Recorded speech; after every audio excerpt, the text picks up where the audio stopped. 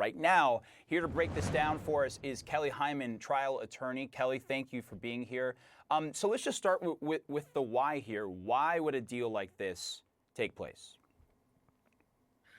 For justice. According to the prosecution, this is a way to ensure that Bryan Kohberger spends the rest of his life in jail. Now, the case was going to go to trial, and potentially the jury could come back and say that he was not guilty or guilty, and then also decide whether or not he could spend the rest of his life in jail, but also whether or not he would be subject to the death penalty.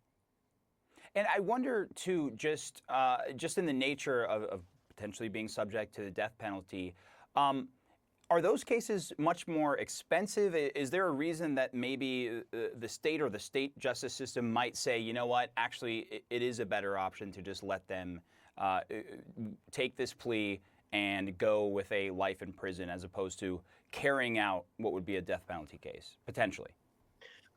From the prosecution standpoint, one argument will be made that he is admitting guilt to these crimes, and also it saves the family from having to go through this trial. I mean, this is a horrible, horrible thing that happened to these beautiful, bright, young college students that were killed in their own home. And potentially that Kohberger could appeal the verdict. And this could happen for years. And the family would have to endure all this. Now, from one family member, they're saying that this is not justice. But it's important for your viewers to remember that the plea deal goes in front of a judge, and the judge could decide that the plea deal is a no-go. And what that means is that the defense will pull back their guilty plea and the case will go to trial. And look, not to state the obvious here, but waiving the right to appeal. How common is that in situations like this? How significant could that be as part of these proceedings? It's significant in the sense that based on the plea deal that Kohberger is going to spend the rest of his life in prison.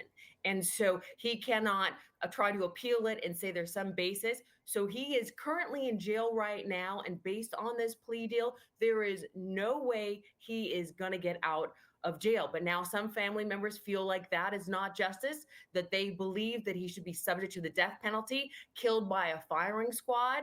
But we'll see what the judge has to say on this matter and whether he says that the plea deal is in fact accepted.